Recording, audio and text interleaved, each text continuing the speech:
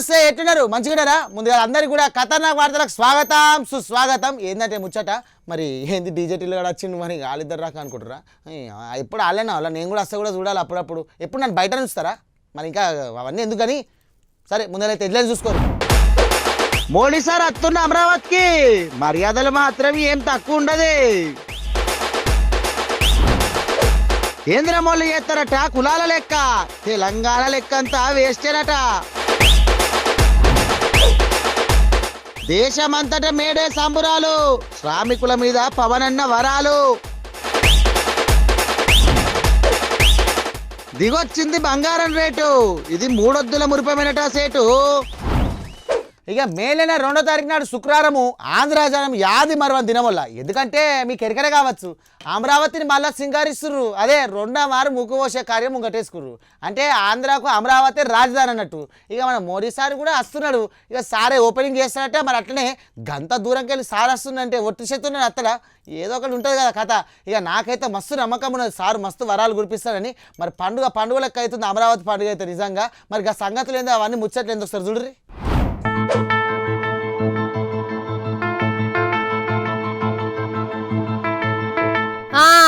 ఆంధ్ర రాజధాని అమరావతి 2వ తారీఖు నాడు రెండోసారి రెడీ అయితోందోల్లా.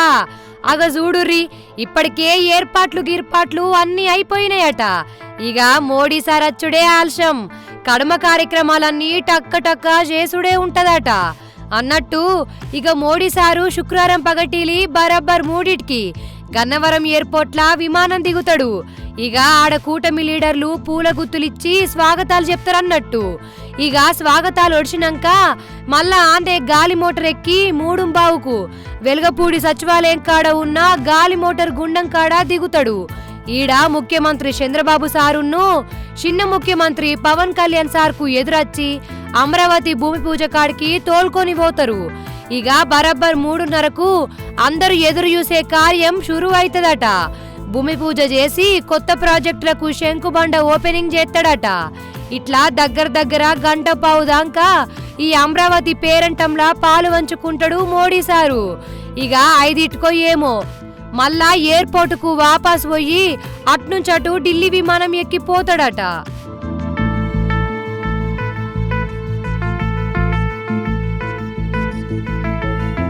ఇక ఇంకో దిక్కు అమరావతి ఇప్పుడు అవ్వల్దార్ లెక్క తయారైతుంది.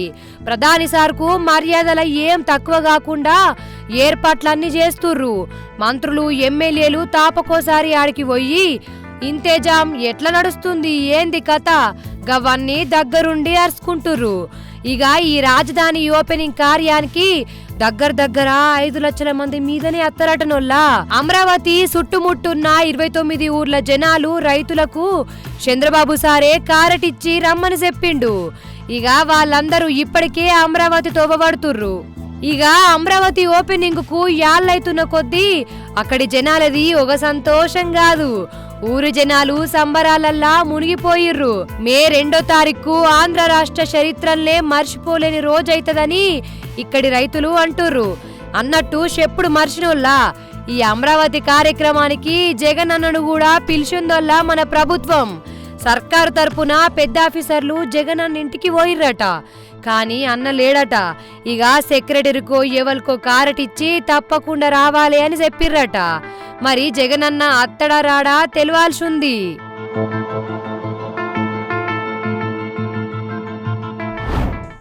మేడే ఈనాడే ఎర్ర జెండెన్నీయలో ఎర్రని తీజెండెన్నీయలో. ప్రపంచ కార్మికులారా ఏకంగా అండి, ప్రపంచ విలేకరులారా ఒక్కటైదాం, ప్రపంచ యాంకర్లారా చెయ్యి కలుపుదాం. పోలాడితే పోయేదేమి లేదల్లో, పోతే పానాలు తప్ప. ఏంది గితగానే ముడుతున్నా అనుకుంటారా? ఏం లేదు, ఉద్యమం పాట వచ్చేసరికి ఎట్టుంటుంది మనది అట్లుంటుంది. ఎందుకంటే ఇలా మేడే తెలుసు కదా, కార్మిక దినోత్సవం. అందుకే కార్మికుల కోసం కష్టజీవుల కోసం నేను కూడా ఖతర్నాక్ వార్త పట్టుకొచ్చిన. మన దేశం అంతా మేడే సంబరాలు ధూమ్ ధామ్గా నడిచినాయి. ఆ ముచ్చటనే చెప్పుకుందాం రండి. మరి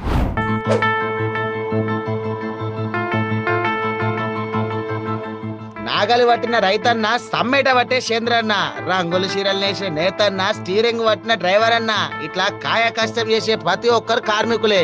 3 పూటల తిండి కోసము పొద్దంతా చెమటదిస్తారు. ఇక వాళ్ళందరి హక్కులను యాద్ చేసేదే మేడే దినం. దేశమంతా జోర్దార్గా నడిచింది. ఇక మన కాడ కూడా ఎర్ర జెండాలు ఎగిరినాయి, ర్యాలీలు తీసిర్రు, జిందాబాదులు కొట్టుకున్నారు, ఓగోలుకోగోలు అలాయ్ బలాయ్ చెప్పుకున్నారు. ఆంధ్రలో మన CM Chandrababu sir, deputy CM Pawan అన్న ఈ చెమట జీవులకు శుభాకాంక్షలు చెప్పి సలాం కొట్టిర్రు, వాళ్ళ సేవలను యాడ్ చేసుకున్నారు. ఇటు మంత్రులు ఎమ్మెల్యేలు కూడా మేడే సంబరాలల్లో పాలు పంచుకున్నారు. కార్మికులను కలుసుకొని వాళ్ళు చేసే సేవలను వాళ్ళకే యాడ్ చేపించిన వాళ్ళ.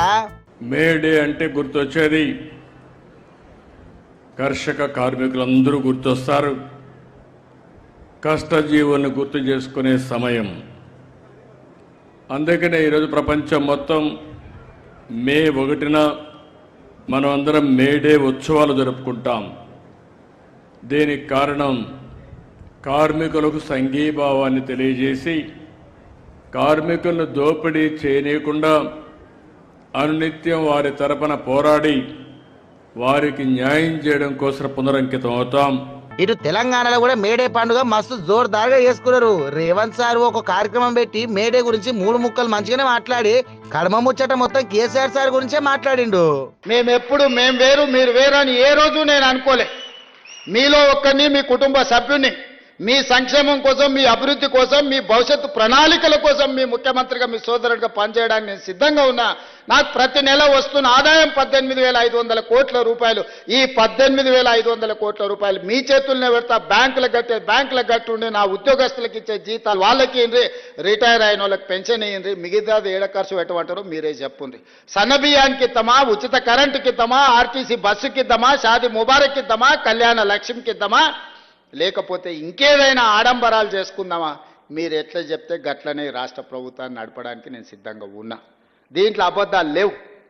ఎవరైనా ఇంతకు మించి చెప్తే లెక్కలైనా మీరు చూడండి. మొత్తం అందరిని పిలిచి కూర్చోబెట్ట. మీరే ఒక సింగరేణి నుంచి, ఆర్టీసీ నుంచి, విద్యుత్ శాఖ నుంచి, అసంఘటిత కార్మికుల నుంచి మీరు ఒక కమిటీ వేసుకోండి. మీ ముందల మొత్తం లెక్కలన్నీ ముందల పెడతా. మరి ఆ లెక్కల ప్రకారం ఎట్లా నడుపుకుందామో ప్రభుత్వం చెప్పండి. ఇవాళ ఎవడో కూడా వచ్చి చెప్తాడు, జర మంచిగా ఉన్నాం, బాగానే ఉన్నాం, సంతోషంగా ఉన్నాం, కనీసం 1వ తారీఖు కాకపోతే 6వ తారీఖు నాన్న జీతాలు వస్తున్నాయి, తెలంగాణ గొప్పగా పరిపాలించిన అన్నాడు. 10 ఏళ్ళలో అన్నాడని 1వ తారీఖు నాడు జీతాలు ఇచ్చిండు. ఆ సోదరులారా, ప్రభుత్వ ఉద్యోగస్తులను గుండె మీద చేసుకొని చెప్పమని. ఎన్నడన్నా ఆర్థిక పరిస్థితి బాగుంటే ఈ ప్రభుత్వం కోసం 30 రోజులు పనిచేసే కార్మికుడు కానీ, ఉద్యోగి కానీ నెల జీతం మీదనే జీవితాన్ని గడిపే వాళ్ళకు 1వ తారీఖు నాడు ఎన్నడన్నా జీతం ఇచ్చిండు ఆ 10 ఏళ్ళలా? కానీ మీ సోదరుడు ముఖ్యమంత్రి అయిన తర్వాత ప్రతి నెల ప్రభుత్వ ఉద్యోగస్తులకు జీతం పడుతుందా లేదా మీరు చెప్పండి. మీరు ఆలోచన చేయండి. మీరు గుండె మీద చేయి పెట్టుకొని చెప్పండి. ఆనాటికి ఈనాటికి ఉన్న తేడాను ప్రజలకు వివరించండి. ఉన్నది ఉన్నట్టు మీకు చెప్తున్నా.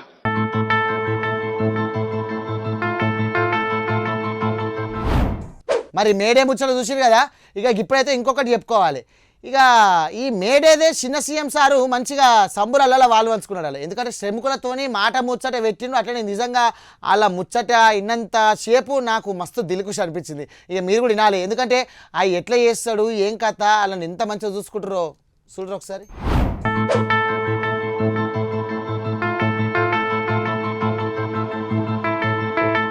అయితే ఇయాల మేడే కదా మన చిన్న సీఎం పవన్ అన్న ఉపాధి హామీ శ్రామికులతోని మాట ముచ్చట పెట్టిండు. ఇప్పుడు వాళ్ళు కూలీలు కాదు శ్రామికులు అని పిలవాలి అని వాళ్లకు గౌరవం ఇచ్చిండు కదా. ఇక శ్రామికులు ఆఫీసర్లతోని మీటింగ్ నడిచింది.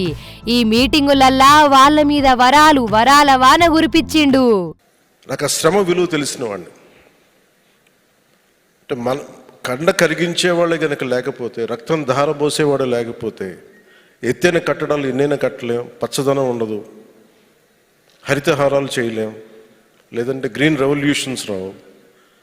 అందుకని ఎవరైతే శ్రమ పడతారో వారికి ముందస్తుగా ఇవ్వాల్సింది కూలీ అనే పదం కంటే కూడా వారిని శ్రామికుడు, ఈ దేశాన్ని నిర్మించే శ్రామికులు వీళ్ళు. అందుకని మొన్న మీటింగ్లో కూడా ప్రత్యేకించి ఈ రోజు నుంచి ముఖ్యంగా మీడియా వారికి కూడా విత్ ఇన్ డిపార్ట్మెంట్ మేమందరం చేస్తాం. ఈ కార్మిక దినోత్సవం సందర్భంగా మీరు ఉపాధి కూలీలు కాదు, మీరందరూ దేశ నిర్మాణంలో చెమటోడ్చి దేశం నిర్మాణం చేసే శ్రామికులు. అందువల్ల ఈ రోజు నుండి మిమ్మల్ని ఉపాధి శ్రామికులుగానే పిలుస్తాం. ఆ గౌరవం ఇవ్వాల్సిన అవసరం మా అందరి మీద ఉంది. ఇక ఇంకో దిక్కు ఇదే మీటింగుల శ్రామికులు ఆఫీసర్లు పవన్ అన్నతోని మనసులో ఉన్న మాట చెప్పుకున్నారు. అగో వాళ్ళు మాట్లాడుతుంటే మన చిన్న సీఎంని చూడుర్రి ఎంత సాదా సీదాగా కూసున్నాడో సక్లం ముక్లం పెట్టుకొని. ఇగో గిందుకే కావచ్చు పవన్ అన్నను జనంలో పుట్టిన లీడర్ అనేది. అన్నట్లు వీళ్ళు ఏం మాట్లాడిర్రో ఇనుర్రి మీరు, మీకు కూడా దిల్ ఖుష్ అనిపిస్తుంది. సార్, ఉపాధి హామీ శ్రామికులుగా మా జిల్లా నుంచి మీరందరూ గుర్తించి ప్రతి మండలం నుంచి ఒక వ్యక్తిగా గుర్తించి పిలిపించినందుకు చాలా సంతోషంగా ఉంది సార్. మీ గురించి నేను ఎన్నో బాధపడి మీతో మాట్లాడాలని నా శిరసాయి కోరిక ఈరోజు నెరవేరింది సార్. పవన్ కళ్యాణ్ గారు చాలా సంతోషంగా ఉంది. ఒకటి రెండు మీటింగుకు వచ్చిన వాళ్ళ ఇన్నరా పవన్ అన్న కండ్ల ముంగట ఉన్నాడు కదా, మైక్ ఇచ్చిర్రు కదా అని ఏదో చెప్పాలి కాబట్టి వాళ్ళు చెప్పలే, వాళ్ళ మనసులో ఉన్న మాటనే చెప్పిర్రు. వీళ్ళ మాటలల్లా నియతి కనబడ్డదుల్లా నాకైతే. ఈ సంవత్సరం వచ్చిన కూటమి ప్రభుత్వంలో నాయకులు ఏపీఓ గారు కానీ, టీఏ గారు కానీ, ఫీల్డ్ అసిస్టెంట్ గారు కానీ ఎవరైనా ముందు మాకు ప్రాధాన్యత ఇస్తున్నారు. మేము మిమ్మల్ని కోరుకునేది ఏంటంటే 100 రోజులు మాకు సరిపోవు. మేము మమ్మల్ని ఏ మిరపకాయలకి పిలవట్లా, ఏ పత్తికి పిలవట్లా, ఏ నాటికి పిలవరు, మేము వెళ్ళలేము. మాకు 150 రోజులు వికలాంగులు కూడా పని చేస్తారన్నా, ఎందుకు చేయలేరు? మాకు 150 రోజులు పని దినాలు కావాలి.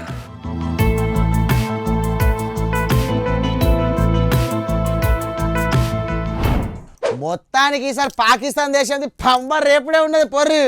ఇక యుద్ధం ఎప్పుడు వస్తుందో అటెన్కే ఏంది ముచ్చట అసలు ఏం సమధ అవుతలేదు. ఇక పాకిస్తాన్ దేశం మాత్రం మన దేశంని చూసి గజ గజ గజ అనుకుతున్నది, మొస్స కూడా మర్రత్తలేదు. నన్ను అడిగితే ఇక దాని పని కలాసే. ఇక టెర్రరిస్టులు సాదులే మరి దాని పని అంతా కూడా. ఇక తిననీకి సక తిండి లేకున్నా పక్క రాష్ట్రం మీద పతాపం చూస్తుందట. ఇప్పుడు మంచిగా అయింది. అసలు ఎవరిచ్చింది ఈ పాకిస్తాన్కు? అసలు ఏంది పంచాయతీ? అసలు పాకిస్తాన్ లొల్లేంది ఒకసారి చూడుర్రి.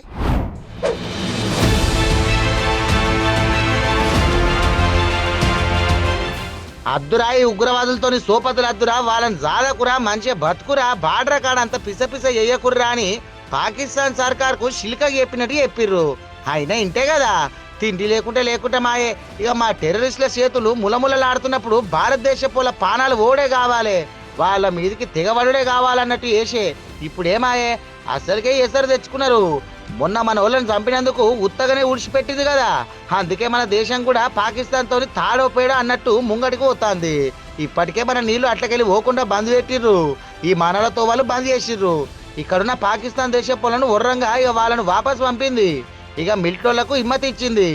ఆర్మీ, నేవీ, వాయుసేనలకు మీ ఇష్టం, పాకిస్తాన్కి మీకు నచ్చిన తరీకల బుద్ధి చెప్పుర్రి, నలుగురు ఇట్లా మాట రాకుండా ముందడిగేయరని మిమ్మల్ని ఎవ్వడు ఆపడని మోడీ సార్ వాళ్ళకు ఇక ధైర్యం కూడా ఇచ్చిండు. అంటే ఇక ఎప్పుడన్నా యుద్ధం రావచ్చు అన్నట్టే నడుస్తుంది కథ అంతా.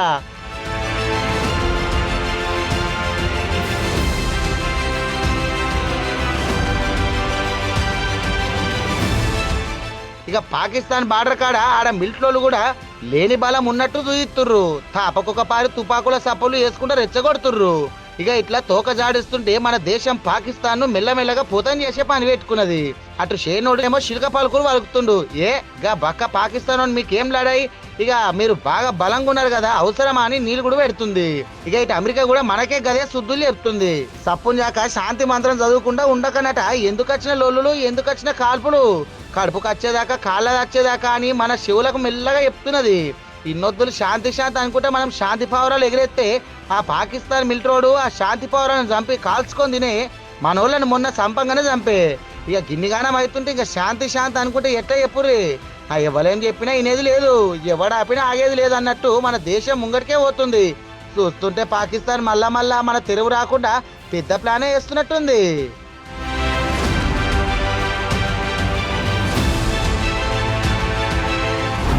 అవుగాని 5-6 నెలల కిందట కావచ్చు మన ఇంటి పొంటి ఇక అప్పట్లో రాష్ట్రంలో కులాల లెక్క తీసిరు కదా, మీ ఇంటికి వచ్చిర్రు వాళ్ళు అదే ఇక మీ కులమేంది, మీరు ఏమిటోళ్ళు, ఇక ఇల్లున్నదా, వాకిలున్నదా, ఇక బుగ్గున్నదా, బండి ఉన్నదా అని అడిగిరు కదా. ఇక తెలంగాణ రాష్ట్ర ప్రభుత్వం వాళ్ళు చేయించారు కదా, ఇప్పుడు అప్పుడైతే చేయించారు, ఇప్పుడు సెంటర్ సర్కార్లో అంత వచ్చింది. ఇక వాళ్ళు కూడా కులాల లెక్కలు తీస్తారట. మరి ఆ సంగతి ఏందో మనం తెలుసుకుందాం పాండ్రి. 94 ఏళ్ల తర్వాత ఇక మన దేశంలో కులాల లెక్కింపు సురిగెత్తుర్రు. మన సెంటర్ సర్కార్ వాళ్ళు ఈ నిర్ణయం తీసుకుర్రు. వచ్చే ఏడాది జనాభా లెక్కలు తీసేటప్పుడు ఈ కులాల లెక్కలు తీయాలని నిర్ణయము అయితే తీసుకున్నది నడుమ కులగణన అని బాగా వినబడుతుంది కదా. అసలే మన దేశంలో ఎన్ని కులాలు ఉన్నాయి, ఇక ఎక్కువ ఏ కులపోలు ఉన్నారు, తక్కువ కులపోలు ఈ లెక్కేంది, వాళ్ళకు దక్కుతున్నది ఏంది, వీళ్ళకి దక్కంది ఏంది, ఇవన్నీ లెక్క తీయాలని ఇక చేపాటి రాహుల్ బాబు బాగానే డిమాండ్ చేస్తుండు. ఇక మన రాష్ట్రంలో కులగణన కార్యం కూడా అయిపోయింది, దాని ప్రకారం లెక్కలు కూడా బయట పెట్టిండ్రు. కులాల ప్రకారం రిజర్వేషన్ల ముచ్చడు కూడా రేవంత్ సార్ తీసిండు. ఇక ఇప్పుడు కేంద్రం వాళ్ళు ఈ లెక్క మీద ముంగడబడ్డారు. అసలే ఈ ఆఖిర్లా ఇక బీహార్ ఎలక్షన్లు ఉన్నాయి.